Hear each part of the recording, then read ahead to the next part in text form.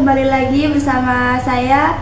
Perkenalkan, nama saya Vina Ladinta Larasati dengan NIM 85990763. Nah, pada video kali ini saya akan menjelaskan tentang sistem pencernaan manusia. Oke, akan saya jelaskan ya. Sistem pencernaan manusia adalah sistem organ yang berfungsi untuk mengolah makanan yang kita konsumsi menjadi zat-zat gizi yang dibutuhkan oleh tubuh, seperti karbohidrat, protein, lemak, vitamin, dan juga mineral. Nah, selain itu, sistem pencernaan juga berfungsi untuk menyerap zat gizi, terus membuang sisa makanan yang tidak diperlukan dalam bentuk feses. Nah, oke, jadi teman-teman, proses pencernaan itu terdiri dari dua jenis ya. Yang pertama yaitu pencernaan mekanik dan yang kedua adalah pencernaan kimiawi. Nah, pencernaan mekanik adalah proses penghancuran makanan secara fisik. Misalnya kayak kita sedang mengunyah. Nah, sedangkan pencernaan kimiawi merupakan proses pemecah makanan dengan bantuan enzim di dalam tubuh. Ini merupakan sistem pencernaan manusia ya teman-teman. Yang pertama, proses pencernaan itu dimulai dari mulut dulu ya teman-teman. Kita zoom ya. Di dalam mulut, makanan yang kita makan itu dikunyah oleh gigi sehingga tekstur makanan menjadi lebih halus. Nah, di dalam mulut terdapat lidah. Nah, lidah ini membantu mengatur posisi makanan dan mendorongnya agar mudah ditelan. Selain itu, terdapat kelenjar ludah ya teman-teman. Bisa kita lihat. Nah, kelenjar ludah ini menghasilkan air liur, yaitu air liur yang mengandung enzim amilase yang berfungsi untuk memecah zat karbohidrat menjadi gula sederhana. Proses ini merupakan awal dari pencernaan kimiawi. Nah, setelah itu lanjut lagi nih. Makanan yang sudah halus disebut bolus dan ditelan melalui kerongkongan atau eksofagus. Ini kerongkongan atau eksofagus. Nah, kerongkongan merupakan saluran yang menghubungkan mulut dengan lambung. Nah, ini adalah lambung. Di dalam kerongkongan ini tadi terjadi gerakan yang dinamakan peristaltik, yaitu gerakan otot yang mendorong makanan menuju lambung secara perlahan. Selanjutnya dari makanan yang habis dari kerongkongan tadi, menuju ke lambung ini. Oke, kita zoom. Ini dia wujudnya lambung. Nah, lambung ini merupakan organ yang berfungsi sebagai tempat penyimpanan sementara makanan. Di lambung, makanan mengalami pencernaan mekanik melalui gerakan otot lambung yang mengaduk makanan. Nah, selain itu, terjadi juga pencernaan kimiawi dengan bantuan asam lambung atau HCl dan enzim pepsin. Asam lambung ini berfungsi membunuh kuman dan mengaktifkan enzim. Nah, sedangkan enzim pepsin tadi berfungsi memecah protein menjadi molekul yang lebih sederhana.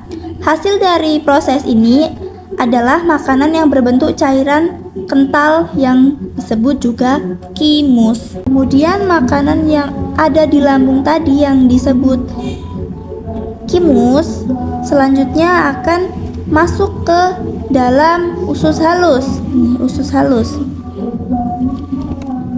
Kita perjelas ya gambarnya. Usus halus yang merupakan tempat utama pencernaan dan penyerapan zat gizi. Nah, usus halus ini terdiri dari 3 bagian, yaitu duodenum, usus 12 jari, jejunum, usus kosong, dan ileum atau usus penyerapan. Nah, di dalam usus halus ini, pencernaan dibantu oleh enzim-enzim yang dihasilkan oleh pankreas. Oke, mana dia pankreas? Nah, ini ya teman-teman, pankreas. Enzim-enzim yang dihasilkan oleh pankreas, dan cairan empedu dari hati. Ini dia pankreas. Selanjutnya hati. Nah, hati ini di sini tentunya punya fungsi ya teman-teman. Nah, hati ini menghasilkan empedu. Nah, fungsinya itu untuk apa? Fungsinya itu untuk mengemulsikan lemak agar lebih mudah dicerna. Di sini juga nih ada yang bentuknya lonjong kecil. Ini adalah kantung empedu.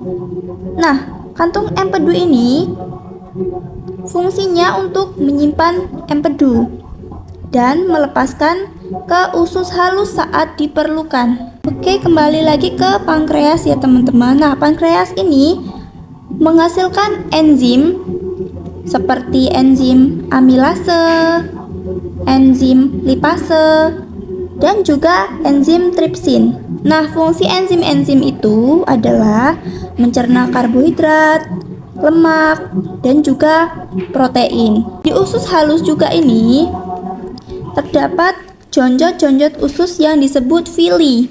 Villi yang terdapat di usus halus ini tadi tentunya tetap memiliki fungsi ya teman-teman. Nah, fungsinya villi ini adalah memperluas permukaan penyerapan sehingga zat gizi dapat diserap secara maksimal ke dalam aliran darah di seluruh tubuh ya teman-teman. Setelah semua zat gizi tadi diserap oleh tubuh, nah sisa makanan tadi pergi kemana nih? Tentunya sisa makanan tadi akan masuk ke usus besar. Ini dia usus besar, gambarnya kita zoom ya. Nih, usus besar. Usus besar ini berfungsi untuk menyerap air dan mineral dari sisa makanan tadi. Nah, selain itu, di dalam usus besar juga terdapat bakteri baik, yang mana bakteri ini membantu proses pembusukan sisa makanan dan menghasilkan beberapa vitamin, salah satunya seperti vitamin K. Sisa makanan yang sudah padat tadi disebut juga sebagai feses. Nah, kemudian disimpan sementara di dalam rektum. Ini dia rektumnya. Kita zoom ya. Oke.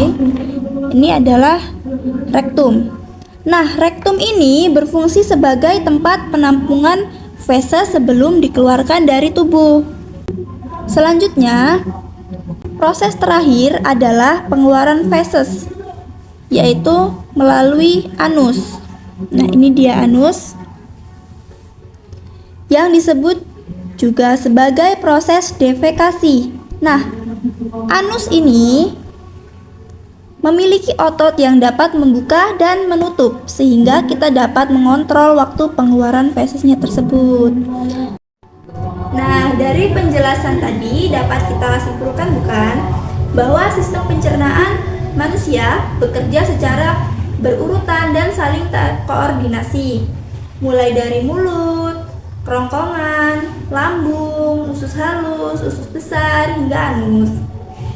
Nah, semua organ tadi memiliki peran yang sangat penting dalam mengubah makanan menjadi energi dan zat gizi yang dibutuhkan oleh tubuh kita. Nah, serta membuang sisa-sisa makanan yang tidak diperlukan. Oke, sekian praktikum saya tentang sistem pencernaan manusia.